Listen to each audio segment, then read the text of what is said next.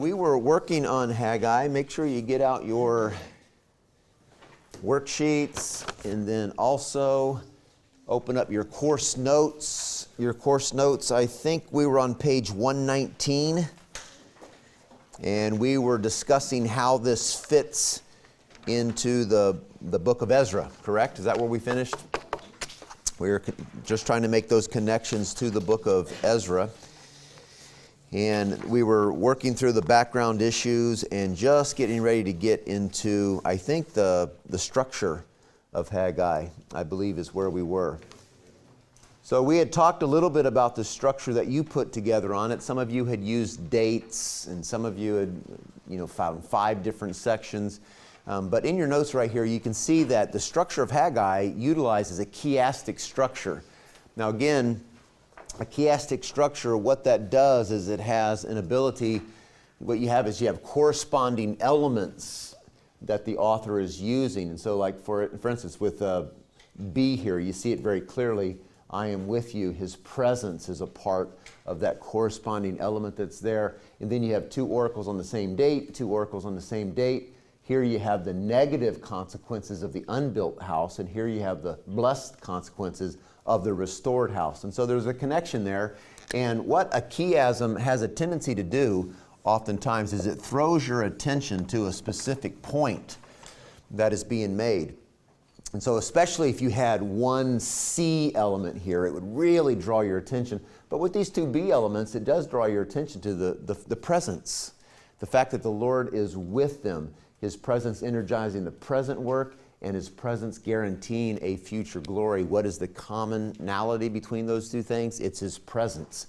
And so these 2 oracles on the same date, we've got one to Zerubbabel and Joshua, and then one to the people. And then you also see the chiasm here, where you have 2 oracles on the same date, and first it's to the people, and then it's to Zerubbabel. So the oracle to Zerubbabel is what provides the parameters for this book, the parentheses to this whole book. And so then to the people, also they're being addressed, but Zerubbabel and the leadership, and then you have the I am with you right there in the middle. So this right here is following a basic framework. You can see here at the bottom, the basic framework is the phrase, and the word of the Lord came. And so you see that in a number of different places throughout the book. 6 oracles from the Lord, 2, and then you've got 2 in the middle here. And then there's a contrast in 1:9 through 11, talking about their reality, the fact that their houses are paneled and they're living in them, but we've got this unbuilt house of the Lord. But then when you get to chapter 2, and then 15 through 19, the contrast of that, again, talking to the people, is this idea of faith and trust. Hey, put me to the test right now. Let's see what happens when you begin to walk forward in obedience.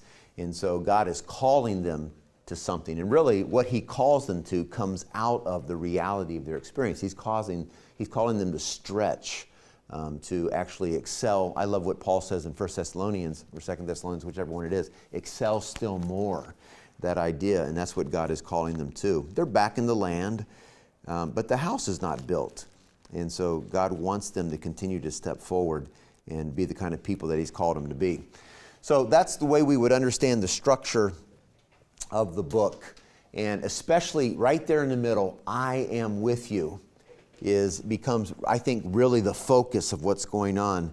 His presence energizing the present work. In 1:13, then Haggai, the messenger of the Lord, spoke by the commission of the Lord to the people, saying, I am with you. So this is after he's already talked to the people about the struggles that they're in. That's their reality, how they have not been obedient, and now he's going to call them to a future work, and I'm going to be with you. I'm going to help you get this done.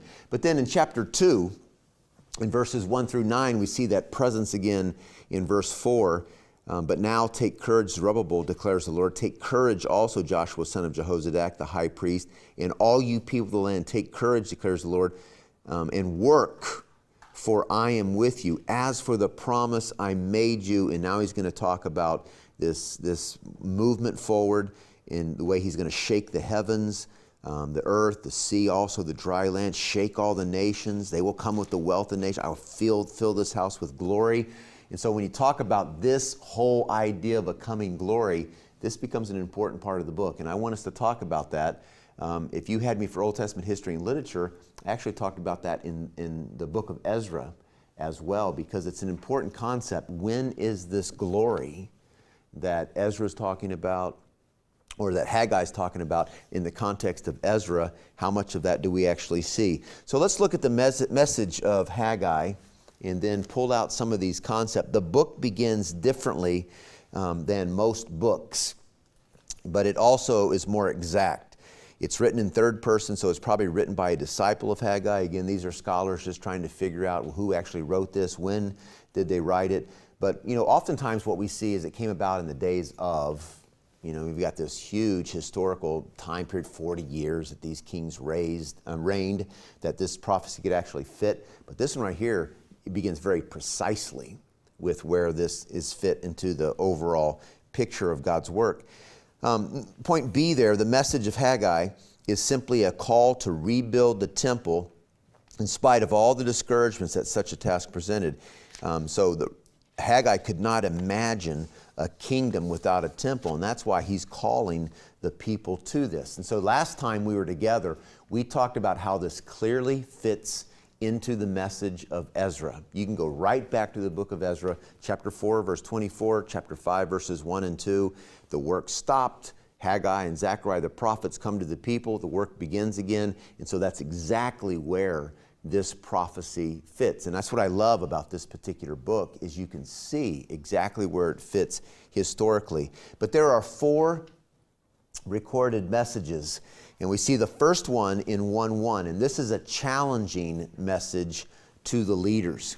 And so again, the book begins with Zerubbabel, it ends with Zerubbabel, but it's basically a focus on leadership, and then it ends with a focus on leadership. The time has not come, even the time for the house of the Lord to be rebuilt. Is it time for you yourselves to dwell in your paneled houses while this house lies desolate? And so this message is coming right at the leadership. It's a rebuke. For the most part, you see there in your notes, bottom of page 120, it's a rebuke that you find in verses 1 through 6. And it's a dispute between Yahweh and his people. You have the people in chapter 1, verse 2. The people says the time has not come, even the time for the house of the Lord to be built. But the Lord says, is it time for you to dwell in your paneled houses? And so it's built up as this dispute between Yahweh and his people. They're content, but they're not calling the shots. And that's what Haggai comes in to say. This is not about you. This is about the Lord's work, and the Lord wants something to happen here. And so they receive this instruction in verses 7 through 11. So the Lord tells them, what to do, how to go about it. Build the temple is the basic issue that they have to work their way through. And the problem found in 1:5, consider your ways.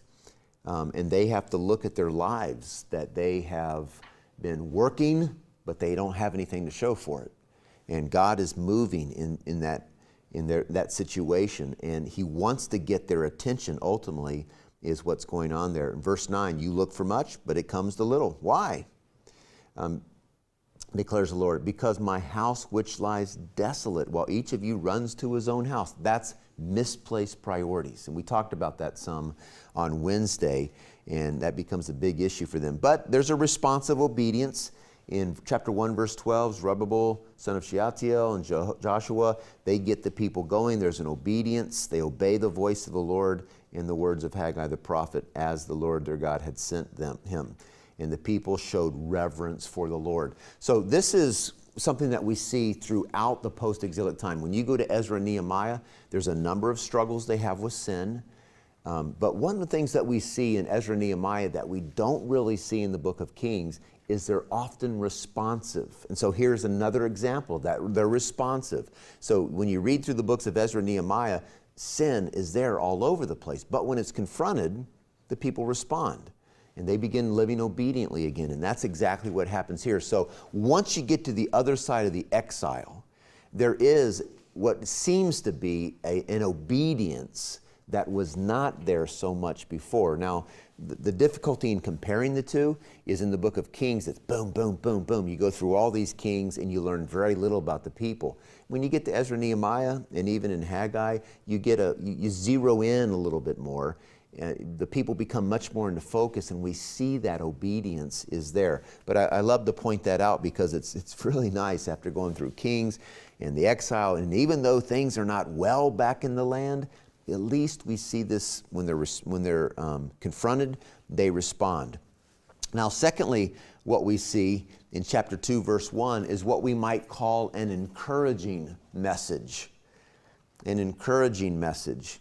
So again, this is dated on the 24th day of the 7th month. The word of the Lord came by Haggai the prophet, saying, "Speak now to Zerubbabel, son of Shealtiel, governor, high priest, a remnant of the people, saying, who is left among you who saw this temple in its former glory? And how do you see it now? Does it seem to you like nothing in comparison? But now take courage." And so this chapter 2, verse 3 connects back with the book of Ezra. Do you remember when they built the foundation of the temple? And there was rejoicing yet weeping, and there's this great loud noise. Do you remember that scene? And there's question there as exactly what that means. Well, actually, Haggai 2:3 gives that a little more clarity. What seems to be the problem is what they're building now, it really was nothing compared to what they saw back with Solomon in all of his glory. But now there's going to be this encouraging message that the Lord is going to do something.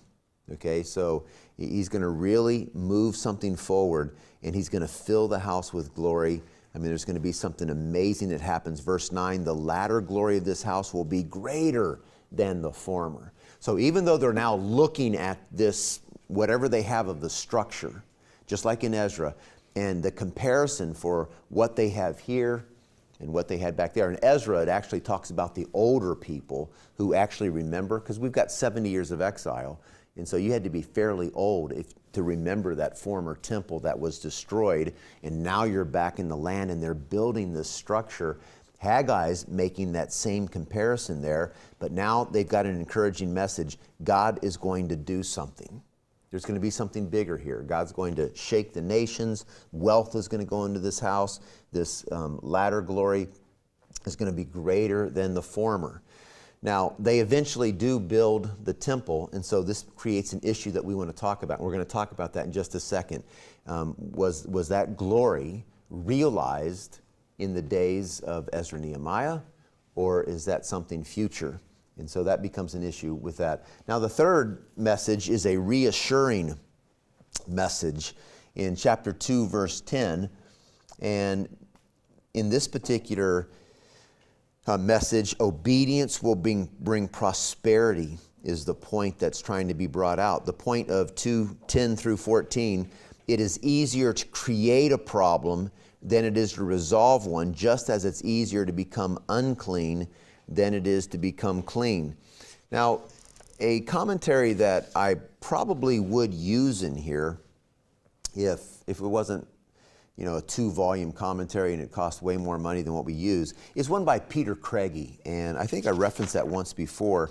And it is called the Everyday, what is it called? I don't have a copy of it on my Xerox sheets here. It just says Haggai. Oh, here it is.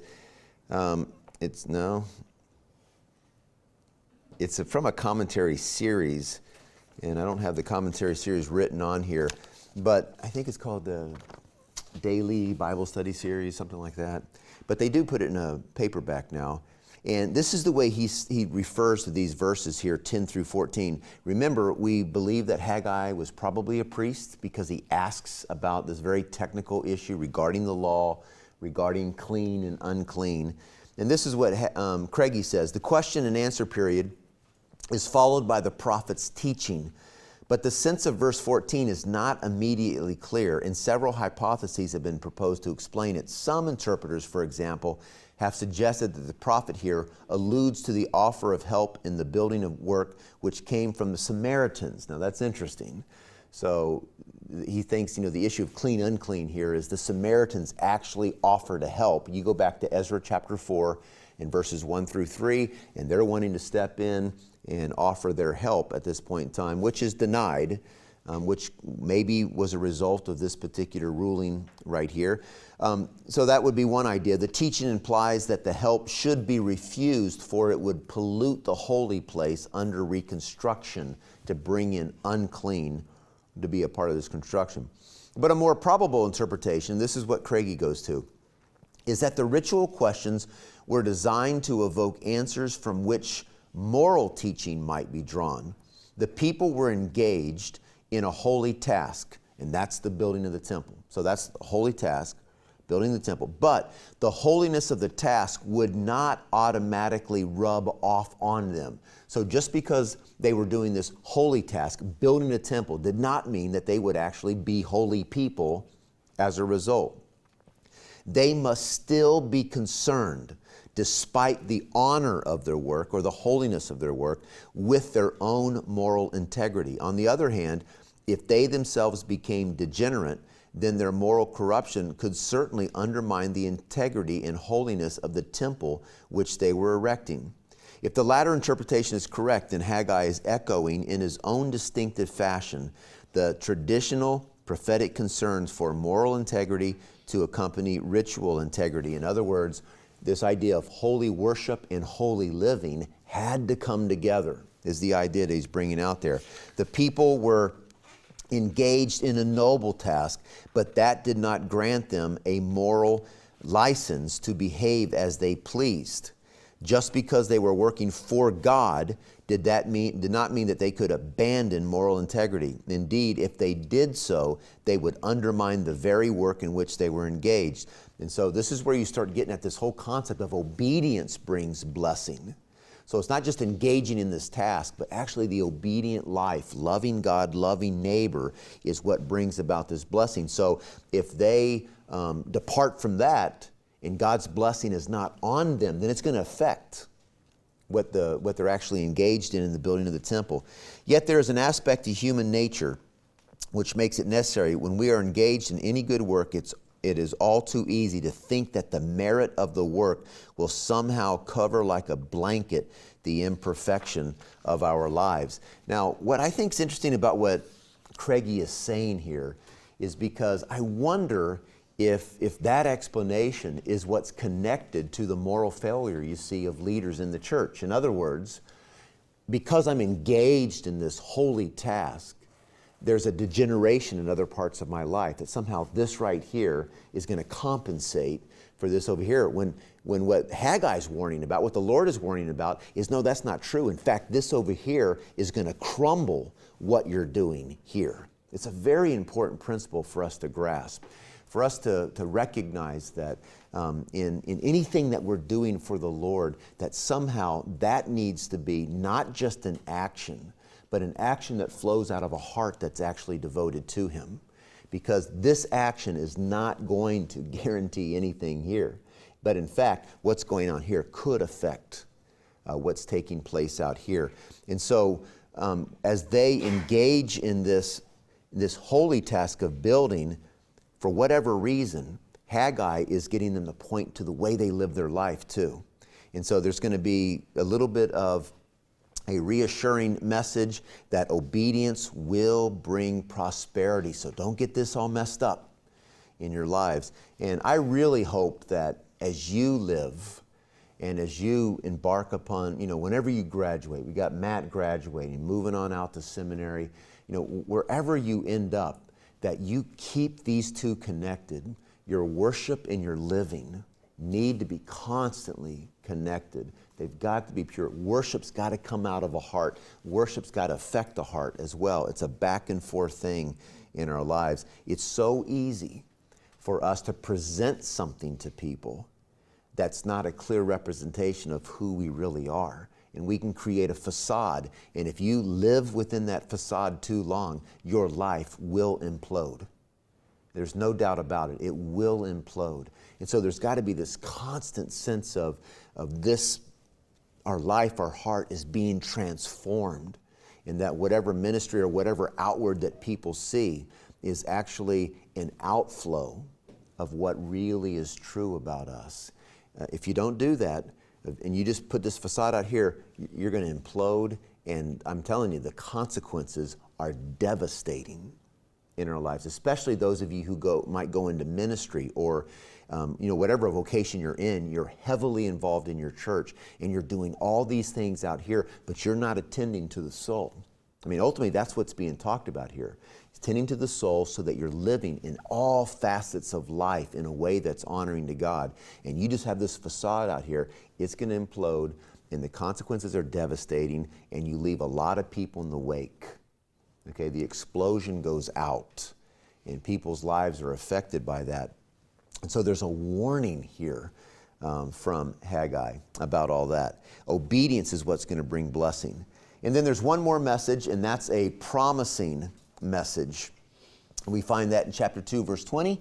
And this is where we get into probably one of the most confusing aspects of the book is what is this signet ring and what role does Zerubbabel have to play with it?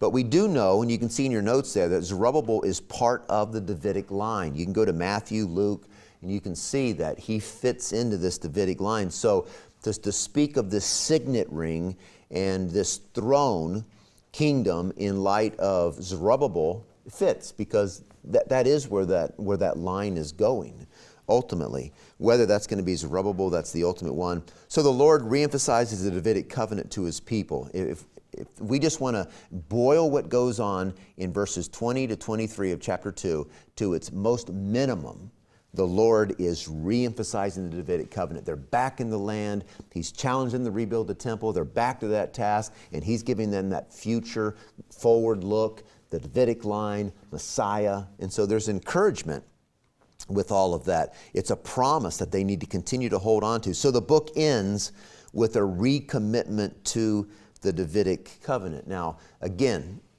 what we see going on here in Haggai with the temple and with this promise of the Davidic throne, these are just in part kind of things, because this temple that they're looking at is not that ultimate that they actually are going to experience, that the promise is talking about. In Zerubbabel is not that ultimately we're talking about when we think about the Davidic line and that throne, that future day. Messiah is going to be the ultimate one who's going to fulfill that role. Now there's different emphases the prophet can have. I'll let you look at that for just a second. You don't have your worksheets anymore, so major topics, we're just going to skip over that. But I want you to look at this house of the Lord idea. And I don't think this fits. Do I have this in your notes? Yeah, over there on page 122. On page 122, I want us to consider this for just a moment, because I think it's really important for us to grasp this. When we think about the promise of the central sanctuary, we've got the tabernacle, eventually the building of the temple. Then we've got this first temple that's built underneath King Solomon. And then we've got this second temple. So this is destroyed when the Babylonians come in and they destroy Judah. Temple goes down with it. They come back into the land. These are Haggai references. They come back in the land, they rebuild. Now notice here, in the central sanctuary, the promise back there is God was to dwell amongst his people as a visible presence of the special relationship he shared with them. You will be my people, I will be your God. And so part of that is God was going to come down, he was going to dwell in their midst, and they were going to have this unique relationship with one another. And these verses point to that. Now when we get to the first temple, again, all they have is a tabernacle here, and it's located in one place. David then has the heart to build something more than a tabernacle. And so they build this temple. Again, as this temple is built, the focus is the provision of a dwelling place for God, even though they recognize that he is above anything that they might build. And so you start looking at some of these verses and they realize, okay, the Lord's not contained in this structure that we build for him. He's far beyond it. He's way bigger than that. But they begin to realize this is a place of worship that they really have to have in their midst. One of the reasons that 1st and 2nd Chronicles is written to show the people that look at the past. Proper worship is what brought blessing. You need to have this temple there. So when we get to the second temple, There is no place for God to dwell. The focus is not the lack of ritual, but relationship as seen in God's presence. And so when we look at chapter 2, in verse 17, where it says there, I smote you in every work of your hands with blasting wind, mildew, and hail, yet you did not come back to me, declares the Lord. When you look at their lifestyle, the people says, the time has not come, even the time for the house of the Lord to be rebuilt. This relational dynamic that is there between the people is something where they really need to be the kind of people that live in such a way that God pours out his blessing on them. And so it's not really the lack of ritual that's the problem, it's the relationship as seen in God's presence. And so they're going to build this second temple, and we have the promise here in chapter 2, and it's an incredible promise that he's going to shake the nations. They will come with the wealth of all nations. They will fill this house with glory. The silver is mine, the gold is mine. The latter glory of this house will be greater than the former. And in this place I shall give peace. Now the question that follows out of that is, there's no glory that comes down after the rebuilding of the temple. So when they start talking about, the Lord is talking about this glory that's going to be greater than the former, well, where is that? If we had time to look at Exodus 40 and 1 Kings 8, 1 through 11, and Ezekiel 43, what you would see there is, what's going on in Exodus 40 is when the tabernacle is built. When the tabernacle is built, at the end of that, the glory comes down. And remember, Moses can't even enter the tabernacle. You remember that? Okay, and the smoke fills the tabernacle. He can't even enter because of that. And then when you go to 1 Kings 8, and the temple is built, same thing happens. They offer up all these sacrifices, the glory comes down, it fills the tabernacle, even fire comes down from heaven and consumes these sacrifices. But the glory or the smoke fills the temple. They can't even go in because of that. And then when you go to Ezekiel chapter 43, you see the same thing. Now Ezekiel is talking about some future temple, same imagery. The temple gets built, and Ezekiel talks about all the dimensions of how it's supposed to be built, and then it's built, and then the glory comes down, smoke fills the temple, and they can't get in. But let's look over at Ezra chapter 6. Keep your finger in Haggai, but you go over to Ezra chapter 6, and someone read for me 16 through 18 of Ezra chapter 6. Here's where we have the rebuilding of this second temple,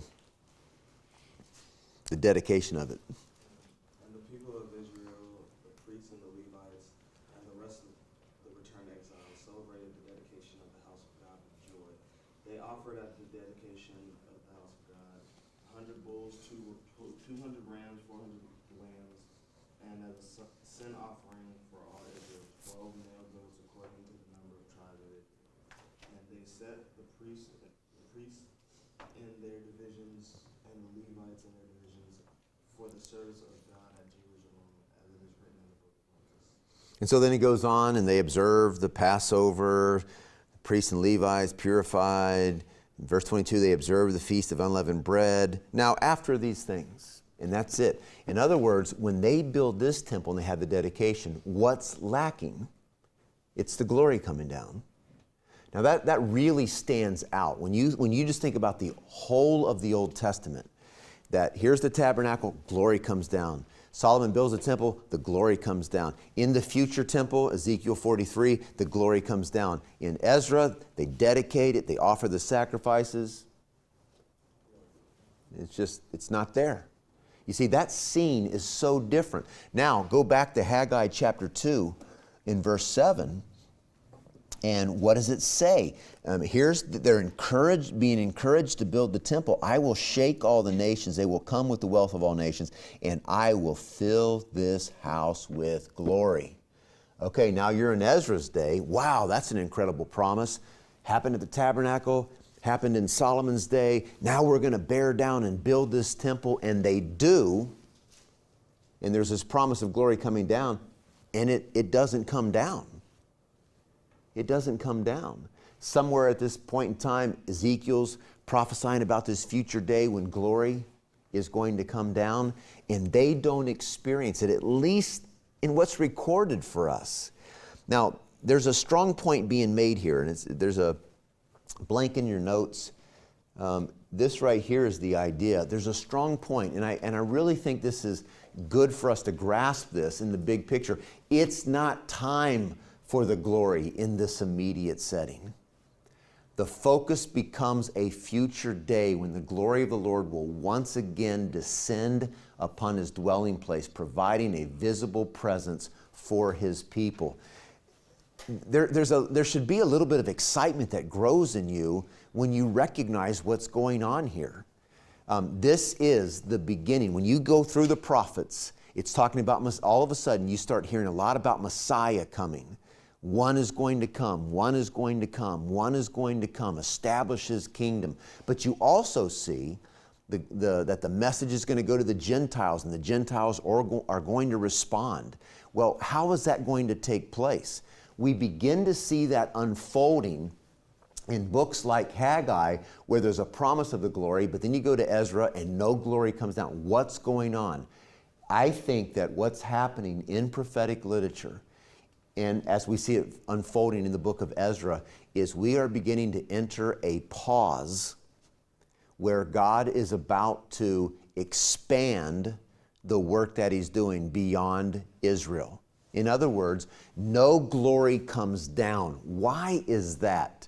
It's because God is about to make this about way more than Israel. Something big is about to happen. It's not really about this particular temple anymore. Something bigger is about to take place. You follow me on this? And so, what could have happened is the glory come down and everything continues on normal with Israel being the center of everything, but that's not going to happen. The glory doesn't come down, and then we have these silent years, this pause, so to speak, and then all of a sudden the Son of God comes. The Word is now made flesh. And now, where's the glory of the temple now? It dwells within us. Okay, same words are used. His glory tabernacles. That's the word that's actually used in Greek. His glory tabernacles in us. Now that's radically different than the glory being in the temple. And so you get this pause. The glory is now going to be tabernacled in us. So now what do we do with this future day of Ezekiel 43?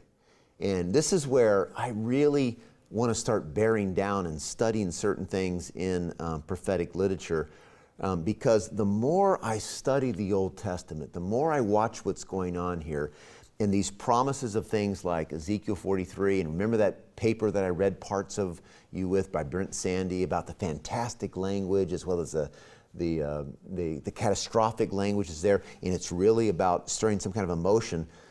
I mean, what is going to be the role of future tabernacle becomes really important. When you read Revelation, the temple, all these things that are there. But from an Old Testament mindset, what could be the very best thing that possibly could happen in the future? It would be a temple with the glory coming down. Now, enter Christ and enter the gospel going to the nation. We no longer have a tabernacle. We don't have a temple. We worship very different than the Israelites. We've got this new covenant now. How is this actually going to unfold is a question that I still have in my mind. Is there going to be this literal temple one day? I don't have a problem with it, because even though some sacrifices were atoning, not all sacrifices were.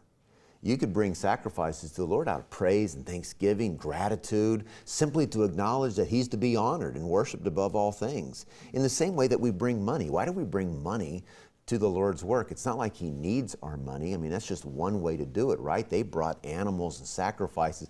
What is all of this going to look like in the future becomes something very interesting. The glory doesn't come down on the temple. And I think it's because God is about to initiate something radically different. The new covenant, the gospel going to the nations. The Jews are now going to be set aside, as Paul says in Romans 9 through 11, to make them jealous. Okay, they've rebelled, and now God's going to do something different. He's going to bring in others. He's going to graft us in. And so, what is that actual future of Israel? What is that actual future of the tabernacle or the temple? All those kind of things. I kind of wrestle with all of that. But we can't let go of passages like Haggai 2 that's talking about a temple and says the glory is going to come down one day. That's consistent with what Ezekiel says. There's going to be a temple. The glory is going to come down one day. And so, but God, I think, is about to do something different here. He's about to do something new, and I think that's why the glory doesn't come down. Now, look at point number A. We skipped right over that one, but Messianism. I mean, we have this at the end of the book, chapter 2, verses 20 to 23. In chapter 2, verse 6, it talks about once more in a little while. Chapter 2, verse 23, on that day. These are clearly messianic interests which surround the building of the temple. But again, this temple is destroyed in 70 AD. So what's that big picture? Exactly what is it pointing to? And so when you go over to 2 Samuel 7, 12 through 16, it connects king and temple in the Messiah. And so Haggai is definitely projecting out on some future day. He's looking at this temple when he makes the prophecy. He's looking at Zerubbabel when he makes the prophecy, but he's moving all of his plans forward. And so a bigger plan is emerging. And that's part of what prophetic literature does, is it gives us this bigger glimpse of something bigger that God is doing. We've got the mountain peaks. And when you read Haggai, temple, Zerubbabel, it seems very immediate, and that's the situation that is being addressed. But we know from looking at the fullness of Scripture that this is something way bigger than that. In fact, Ezekiel's the book that really points forward to that. All right, we already talked about application from this book, so let me pull up Zechariah and pull out your worksheets on Zechariah. Let's see what we can pull out from this particular book. Open up your Bibles to Zechariah as well. And we'll see what we can pull out of this book for... Why do you say Zechariah? Huh? Is it pronounced Zechariah? Zechariah. How do you say it? You're saying Zechariah, like Z-A-C-H. I was wondering if that was the right way to pronounce it. So Zach versus Zech? Yes. Okay, I'll say Zech. I don't know. It could be from the South. How do you guys say it? Zach? Zach? Zach? No. Zech? Zech? Yeah, yeah. See, now when I grew up, one of the words, there's a lot of things in Alabama that we do, like, you have a straight pen, and then you have a writing pen. I've just always said it could be a straight pen or a writing pen. It's just all pen, pen, pen. You can have a pig pen. But it was when I got older that I realized that actually it's you have a straight pen, and then you have a writing pen and a pig pen. And that's so awkward for me to say that. And that's the same sound here, right? So You it's... guys call soda, like soda? Oh, no. What do you think we call it? You guys know? No? Coke. Coke. Everything's a Coke. And so when you go to a restaurant, they'll say, what kind of Coke you want? Now, see, that sounds bizarre to you guys because it's like, there's one kind of Coke. Would that be a diet or a regular Coke?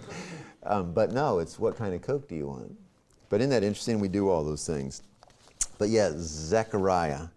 I'll try to work on that pronunciation there. Don't stress yourself out over it. I'm not going to stress myself out over it, and I'm not going to lose any sleep over it. I'm just going to claim it to Alabama, the great state that just demolished Georgia in that game. Oh, okay.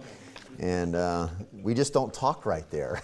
Of course, we talk a lot like they do in Georgia, actually. So how do you pronounce it, AJ? That would be really important. Zach? What about pen, pen, and pen? Do you say pen and pen? It's all pen. Yeah, it's all pen. Yeah, there's only one kind of tea in the South. That would be tea. Yeah, sweet tea. All right. You ever go to Chick-fil-A? They have that sweet tea there. Really good. All right. Before we get into our notes, let's actually take a little quiz on this. Okay? Take a little quiz on Zechariah. Matt, did you want a partner? Did you want a partner? Is that what you were... You wanted a quiz? Oh. Because you're a graduating senior. Do you want partners on this one? Oh, he doesn't care. All right, let's take a quiz on Zechariah, then we'll start talking about this book. Zechariah. Take a quiz on Zechariah.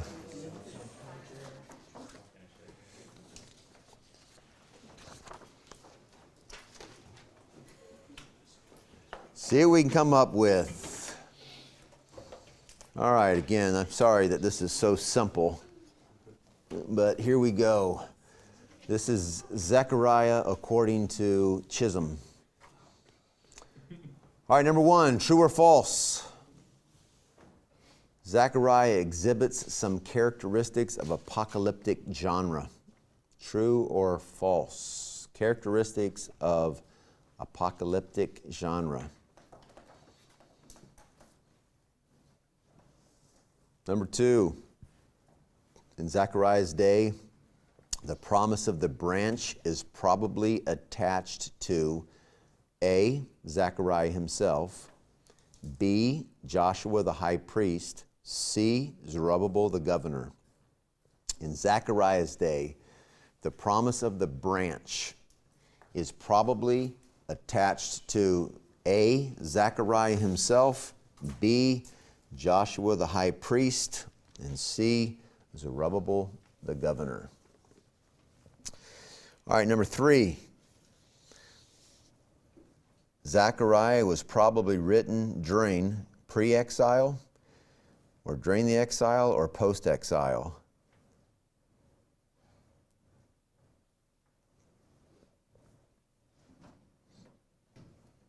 Pre-exile, exilic, or post-exilic. Number 4, accompanying the restoration of Jerusalem and the temple would be God's fulfillment of what covenant? Accompanying the restoration of Jerusalem and the temple would be God's fulfillment of what covenant? When we have the restoration of Jerusalem and the temple, which covenant is also connected as part of God's fulfillment?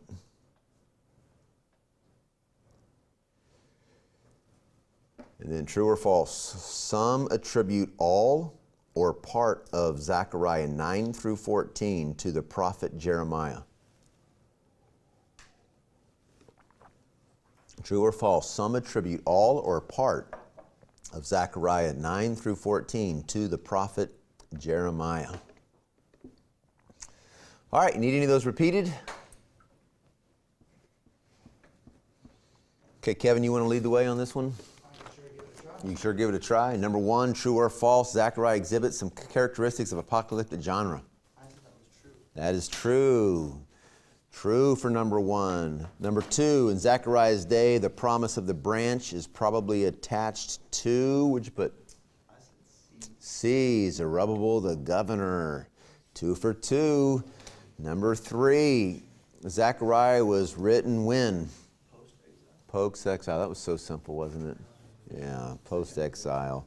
You said it was going to be very easy. Yeah. You weren't easy. Yeah, you have to thank one of my previous TAs for this, just really making it simple for you guys. Number 4, accompanying the restoration of Jerusalem, the temple would be God's fulfillment of what covenant?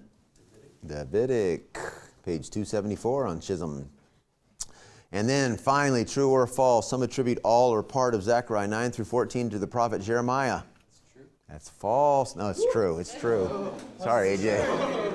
Sorry, it's true. It's true. It's true. It's true. Number 5 is true. See, AJ, it's connected with who you root with on the football field, too.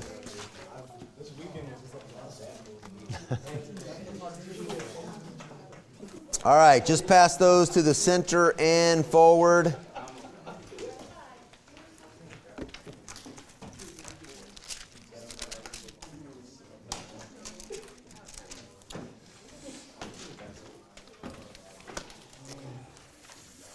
All right, Zechariah. You know, Riley, when I first got here, and maybe still, people would give me a hard time for how I said Pharaoh. Does it still sound funny? Yeah. Yeah, see? How do you say it? Pharaoh? Pharaoh, Pharaoh, Pharaoh, Pharaoh.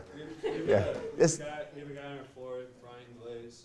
He's from Alabama. Yes, I met him. Part of Alabama. He just comes into our room because my roommate and I are like, it's like, hey Riley, and I'm like, what? What does anathema mean? What anathema? We just go, anathema? Like the Greek word for like curse. That has nothing to do with We Alabama. still make fun of him. That has to do with a Greek word. But yeah, I met him. Anathema? That's pretty awesome. Well, Pharaoh, what's going on there is everything's just being elongated. Because for me to say Pharaoh, I can't say. Just say, How do you say? Sing the song Pharaoh, Pharaoh. Pharaoh? You can't sing it with Pharaoh, Pharaoh. You can't do that. Oh yeah? Yeah, like. You should hear the children's choir in Alabama. They just crank that thing out, just like we do with all of our words. Did I tell you guys that once Dr. Tanis told me that what it means to speak Southern is you take a one-syllable word and you make it two. Did I ever tell you about that? So you take a one-syllable word and you make it two. And so right after he told me that, because he was laughing about some words that I said or I say, and so I go back to Alabama and I'm in Walmart. And I'm walking through, and this lady comes by pushing this stroller, and just as loud as I could hear, she goes, and then she weigh it her pants. And I thought, weigh it her pants. That's exactly what Dr. Thomas was talking about. And then I realized, wow, that is how people talk. They take one-syllable words and they just stretch them out. Weigh it her pants. So if you want to talk Southern, that's what you have to do. You have to just elongate these syllables just a little bit. All right, Zechariah. What do you guys think of this book? What thoughts do you have? Yes? I just don't understand how anyone who doesn't have a commentary can understand this book. I still don't feel like I understand it. So in order to have this book in the Bible, there needs to be clear commentary right next to it. But it was just really hard. Yeah. So it's frustrating. I don't understand how anyone can just read that and get it. Yeah. Yeah, in fact, even when I think that even sometimes after I read the commentary, I still have a kind of an issue of, well, so what? I mean, okay, that was cool. I'm glad you explained that to me, but okay, all right. Esther. I kind of had the opposite experience. Good. I really enjoyed it, reading it in the Bible, and then I was telling my dad, like, commentary makes it so boring. Like, the book itself is so interesting. So just the opposite, throw the commentary away, keep the Bible. So let's vote on it. Keep the Bible or the commentary? No, we'll keep the Bible. I think that's a good idea to do that. So what was it about it? You just were brought in, you just drawn into it? Yeah, and I think, I mean, I'm reading Ezekiel right now in my own devotions, so his visions are, like, really crazy, but so these were kind of tame. Okay. So it's the context. If you're reading the Gospels, Zechariah is just kind of messed up. You're reading Ezekiel, Zechariah is tame. Okay, other thoughts? What do you think? Yes? I just liked all the themes that that Zechariah had, pulling from just Old Testament Jewish culture themes and like the temple themes and stuff like that, like within the tabernacle, but then also I liked just connecting with the way that the New Testament authors used Zechariah and Most quoted. yeah, and trying to connect the way that they used it and understand how Zechariah used it. Because I guess when I would see certain verses, I'd be like, oh, I know where that was used in the New Testament. But then it's like, oh, maybe it's not used in the same way. Kind of like Hosea Yeah. out of Jehovah's Sons. It's kind of like those kind of things. I was like, oh, and is it legitimate to connect Joshua and Zechariah with Jesus? Yeah. Is that a legitimate connection? So when you're reading some of these verses and you go, oh, I know where that fits in the New Testament, that's where you get into the whole New Testament use of the Old too, right? Have you got any of you guys had that class? New Testament use of the Old, very fascinating class. And Dr. Lundy is really just exceptional at this class. But yeah, Zechariah, most quoted in the Gospels. And so you read these things and you know where they're connected here. It's like, how are they making the connection between this and this being a fulfillment of right here? You know, it's kind of bizarre. And so we have a very clear hermeneutic. And so sometimes when we watch what the New Testament writers do with the Old Testament, we say, oh, no, wait a second, time out. You're violating all the hermeneutical rules that are out there. You can't do that. But they do it. And so it causes us to think about how we interpret the Bible, how we understand it. And so to take that class, if you can squeeze that into your schedule, it's really a very interesting class. All right, other thoughts? What do you think about the book? I was kind of wrestling with one part. It was actually at the very beginning where it was saying, if you return to me, I'll return to you. And I was trying to not necessarily reconcile. It's in 1:3. Return to me, declares the Lord Almighty, and I'll return to you, says the Lord Almighty. And I was just trying to kind of wrestle over that idea of like, okay, so are we like causing God to return to us because we're returning to Him? Is it like like an action reward type kind of system where I was a little confused on that and just not necessarily I'm not like bugging out over it, but it was causing me to kind of think and question and kind of wrestle with that concept. Yeah, remember Zechariah and Haggai, their ministries overlap, and this is actually one of those verses where it definitely fits within the same ministry that Haggai's in. And so Haggai's message is consider your ways, right? Okay, that's the one that we see repeated. And then here in Zechariah, we have this concept of return to me. I mean, both of these are embedded in the Mosaic covenant. And both of them really are different ways of saying the same thing. When Haggai says, consider your ways, what God has them to do is to look at their situation and then ask themselves, how did they get there? Well, it's because their priorities are misplaced. They are being distracted by what God has called them to do. They are not putting an emphasis where they need to put an emphasis, and therefore the blessing that could be theirs is being withheld. Well, Zechariah is just saying it a little bit differently. He's saying the same thing in that they have been distracted, they are not focused on the right things, and the concept that he's using is, you have walked away from me. Therefore, return to me so that you can experience the blessing. Obedience is going to bring blessing. And so it's all connected to the Mosaic covenant. They're all after the same thing. They've come back to the land, but they still don't have their priorities right. They're still living over here when God's calling them to live right here. And so Haggai's saying, consider your ways. Zechariah's saying, return to me. But both of them are saying, get your lives back into the Mosaic covenant so that you can be living properly. And part of why the temple was so important for this is the sacrifices and the proper worship, all was devoted to this. As long as they didn't have this so that they could worship God in the way that He called them to worship, then their life was over here. They needed to bring that back and make this a focus. Does that help you understand that? Yeah. So it's very much embedded in the Mosaic covenant. Of course, we have connections to our life as well, too, don't we? I mean, when the Lord wants us to return to Him, we're in a covenant relationship with Him as well. We're to be yoked with Christ and to be living in the way that He's called us to live as well. Any other thoughts about the book? Eric, what did you think about it? It was really a lot going on in there. It's interesting to see how I see this resolution still with God's people, even though at this time that they're trying to go through this temple. But this whole plan at the end is pretty interesting. So what about the flow of the book? So you're reading through the book, and one of the big issues here is, does 1 through 8 belong with 9 through 14?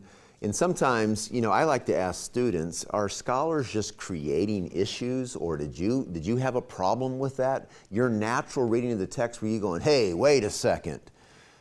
Wow, this was a big shift here in chapter 9. There's no connection to what I was reading before. What do you think? I think they're trying a little too hard, honestly, because you see a lot of the same kind of objections or the comments of how God's going to use Israel to judge her former enemies, how He's going to bring about His kingdom, like in chapter 6, where He's talking about setting up his throne, and setting up his majesty.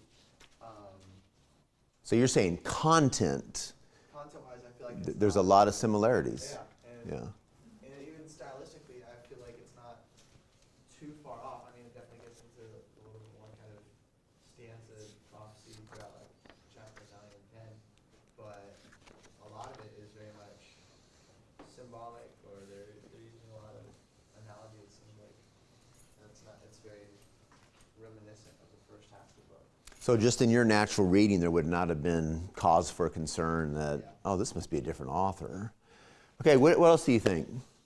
Anybody else got thoughts on that? Christina, you got any thoughts on that? Well, I mean, I think when I was reading it, I could feel a switch.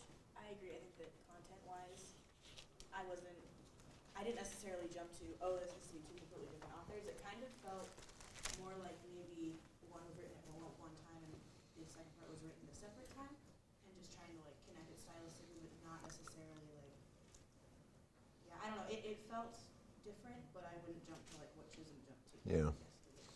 So in chapter 9, verse 1, I mean, it's obvious that all of a sudden, whoa, something just changed here.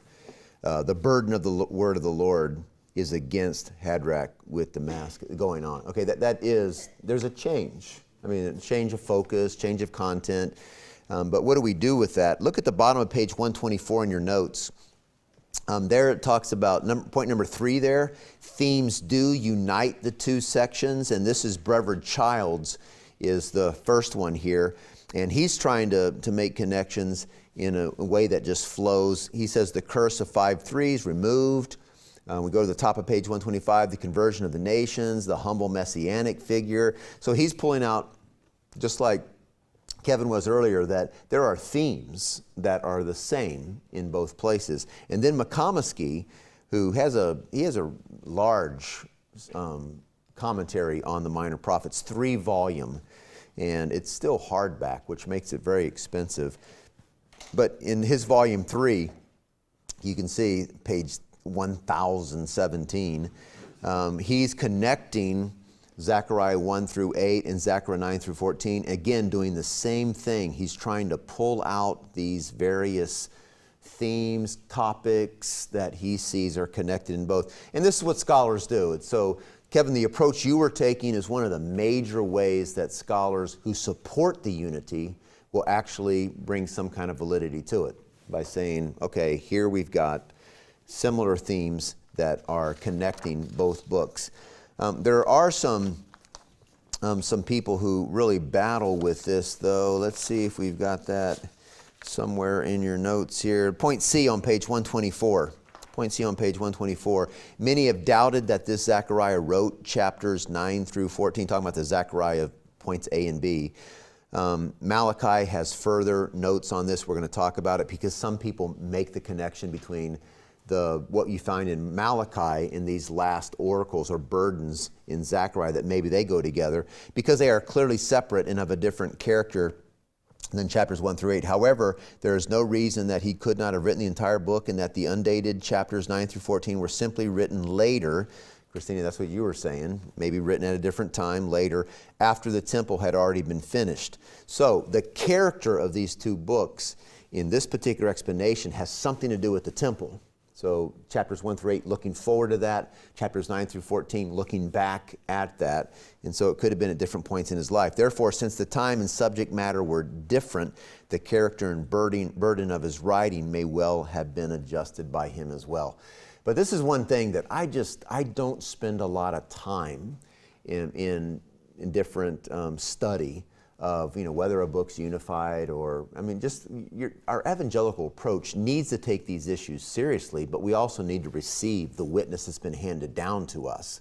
And so in the scholarly world, whether it be evangelical, conservative, or just as liberal as it could be, raises issues, we have to address them like Brevard Childs does here and like McComiskey does here. McComiskey was a scholar at Trinity International University for a number of years before he passed away. We have to deal with these kind of things, but we have a received tradition here, and this is what's been handed down to us, and so we want to hold on to that as well. All right, what about in Zechariah? What kind of main message did you come up with? Main message. Looking at your notes there. Main message. Though there is some suffering for them, God promises both contemporary as well as future deliverance, salvation, and restoration for his people. Okay, so though there is suffering. No, there's like suffering on the horizon. I mean, the Greeks are about to come. Yeah. They're about to get screwed. God promises. What was that? All God's promises? Promises both contemporary as well as future deliverance. Okay, contemporary. So in the now, God is going to do something, but then also in the future, he's going to do something. So God's at work. Now remember, same time as Haggai in what's going on, but Zechariah is his prophecy is going to go further out this way. And so there's going to be a point in time where all of a sudden we're in new territory with him. Haggai's very focused in what the context in which he is prophesying. It has everything to do with the temple. Zechariah is going to touch on that, but he's got bigger concerns. And even though Haggai does speak into the future, I mean, my goodness, Messiah, future temple, I mean, all these things that he's addressing, his message is very focused. All right, someone else, main message. Olivia, you got a main message? Yes, I focus again on the complete restoration, but also how it's going to come through with the Davidic covenant. Okay, so how did you state it? Huh? I said God will bring complete restoration for followers of his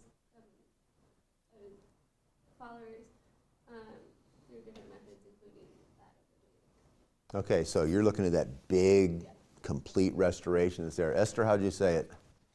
The Lord will return to Jerusalem and make her the center of his presence and rule in the world. Okay. I focused a lot on Jerusalem. Uh-huh, good. Michaeline, how'd you say the main message? The main message of hope based on the promise of restoration for Judah and Jerusalem. Okay, so we're hearing a lot of promise, restoration, fulfillment. I mean, so again, we've got this forward looking. I mean, God's going to do some amazing things. And again, I think all of this, that the main messages that you're putting here, very similar to Haggai, that God is about to do something way bigger than what we're just seeing in the land. There's something big that's going to take place. And of course, the church is going to have to fit into there somewhere. Main message, what we've got right here is the nation must return to God before Jerusalem's full restoration.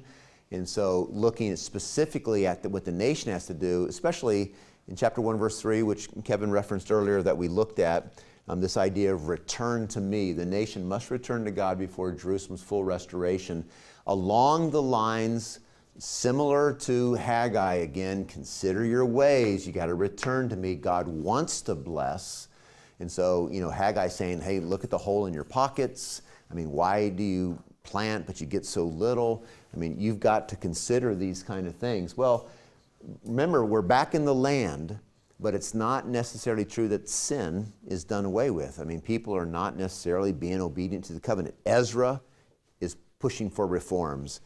Nehemiah is pushing for reforms. Haggai, Zechariah pushing for reforms. Malachi is going to come along. He's pushing for reforms as well. Just the real difference that we have post-exilic is that it seems like the people actually respond. Now, Zechariah means Yahweh remembers. There are 33 people in the Old Testament that bear his name, and so you can find research on that out there. Point B, his personal history is not clear, but many have suggested that he was of priestly descent. Again, so very possible that Haggai was, calling for the priest ruling, but maybe Zechariah was as well because of his concern for rebuilding the temple. And so when we see with Ezra, that was his concern, the rebuilding of the temple. Now Zechariah, rebuilding the temple. His appreciation of responsibilities of the high priest, and there's some references there that you can look at. Ancient traditions ascribe several psalms to him as well. So when you go to the Greek translation of the Old Testament, the Septuagint, Psalm 137 as well as 145 to 150 will bring in Zechariah's name as having something to do with the authorship of those particular psalms. So we've already looked at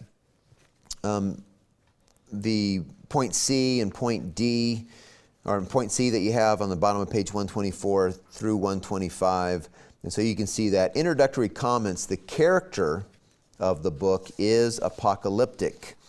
And so, just meaning revelation, so along the lines of what we see in the book of Revelation, so it has some of that flavor to it, although Zechariah's got a lot of different ingredients.